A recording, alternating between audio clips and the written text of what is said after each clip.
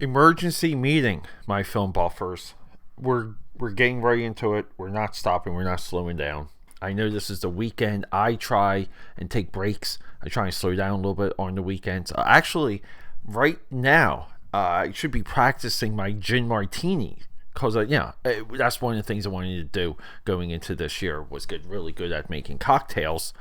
But I'm not practicing my gin martini. What I'm doing here is a public service announcement to two creative forces, Anthony Russo and Joe Russo.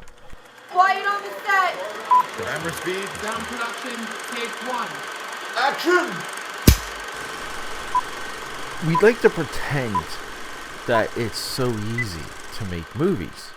And when movies come in front of our face, well, it's open season. Which is really weird.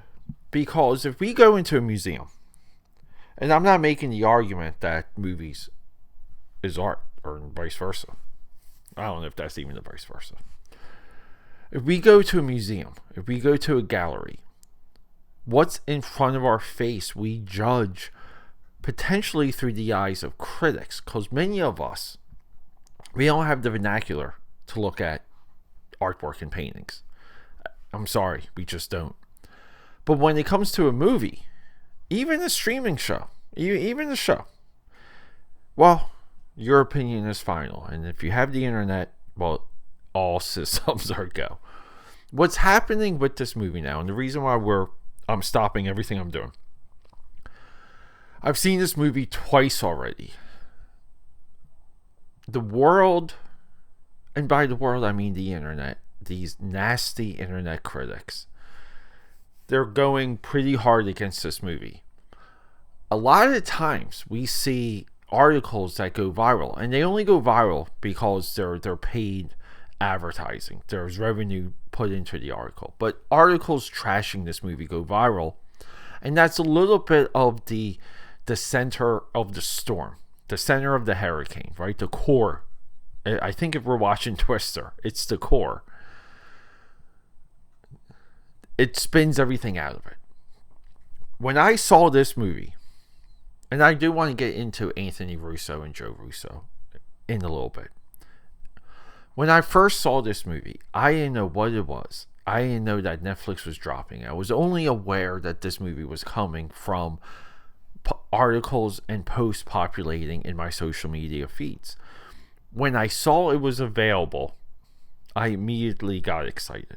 Just because it's something new, and holy crap, does this movie look good. Just from the quick play feature, the quick play trailer that Netflix has. It's like a little bit of a preview. When you highlight something, you get a preview.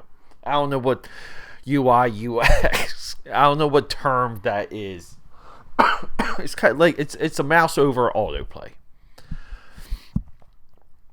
And then we start this movie, and it's a sister and a brother, and the brother's a genius, and we see that the world has changed, and it's not the best place. And then we get into this opening narration, and I'm sorry, AKAPADers, I am a sucker for opening narration. And we get the whole world. The whole world is set before us. AKAPADers, you guys know I love Pacific Rim. They borrow a lot of that format right here, because you know why? It works. And making movies and all of this stuff, it's all communication. It's all communicating things. And the movie gets going, and we're on a little bit of a road trip. We're on a little bit of a quest, and along the way, we're going to see more of this world. We're going to see things we haven't seen before in animation, in illustration, and in live action. The special effects are so well rendered in this film. This is a great movie to put on your favorite soundtrack to, put the movie on mute, put it on silent, and just let it run and admire it. There's a lot to learn in storytelling when you do that. Chris Pratt is Chris Pratt in this movie. He literally comes off like Star-Lord. Which I'm fine with. I enjoy Chris Pratt on screen that much. We have our girl that is, I guess, like the most. I don't know if they rate viral women, but she's always coming up in my feed from quotes and things that she says. Our Stranger Things girl, Millie Billy Brown. I don't even think that's her real name, right? But she said things where she wants to get away from Stranger Things. She wants to do more mature movies, more of this, more of that. Here's the wild thing. Her last Netflix movie got trashed. Here's a wild thing. Anthony Russo and Joe Russo, their last Netflix movie, The Gray Man, with Ryan Gosling, got trashed. And do you guys see a pattern here? There's a little bit of easy clicks that come from destroying what Netflix builds and does. Netflix is the greatest film studio we have today. They've saved documentary. They've changed the form of documentary. We go through this every time. They saved not only American animation, they saved Japanese animation. They rolled into blockbusters. Some people say they should have won the Oscar this year. I think Netflix, Monk and The Irishman were two films that Netflix made that should have won Best Picture. So there's all this stuff that's happening, right? It seems complicated just to watch a movie. But here's the thing. And this is an upcoming episode. Netflix has a development process that we only have a couple insights into. I'm talking in all the media. There's only a few times we see how Netflix puts films together, the decisions that they make, and more importantly, why do they make these decisions? How do they arrive to these decisions? We will discuss that. But Netflix, in my view, they make good movies. Jennifer Lopez is in this one called Atlas that I felt was this amazing precursor to what could happen to AI. You know, like it makes me think of H.G. Wells, and he wrote that moon.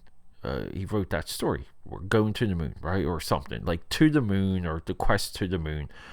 And a lot of people like to point to that as the power of science fiction and how he predicted it. And he came up with the term atomic bomb and just amazing futurist visionary type things. And H.G. Wells is forever in our hearts because of that. But Netflix makes a movie that really deals with the social repercussions of robots and AI and sentient life. Electric State is a statement on that, and for some reason it's not labeled as visionary and futurist. It's just labeled as garbage, and everybody wants you to move on from it, and move on from it, but bash it before you go. Hit it on the way out. And we saw that with Atlas, and I have an episode of Atlas that's been queued up for quite some time. It's just not released yet. There's all kinds of reasons why I don't drop my my releases. But AKAPADers, I wanted to come to you guys directly and quick.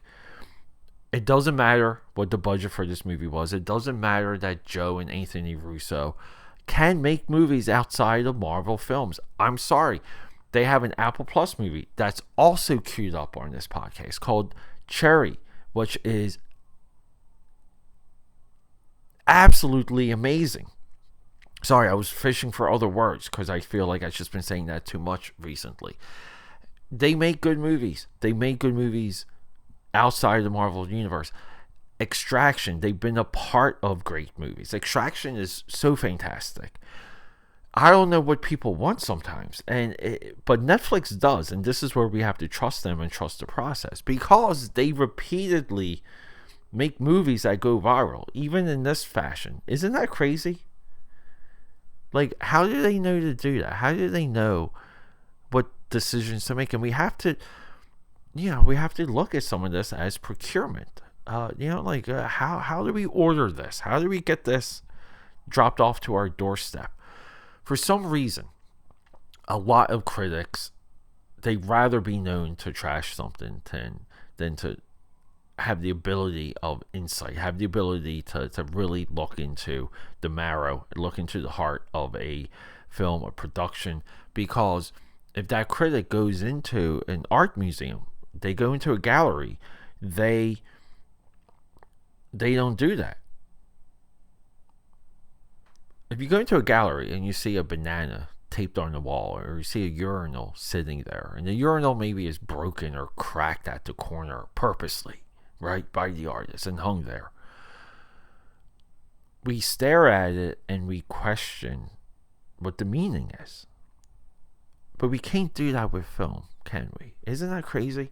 I don't know. AKAPADers, I absolutely loved and enjoyed this movie. The Russos are, in my opinion, two of the most premier filmmakers we have seen in American history. They are story guys. They have through lines. They do a lot with the time that they're given for, with the audience. I don't know, AKAPADers. This is a full recommendation, and do not listen or respond to anything you see about this movie online. Okay, that's a wrap.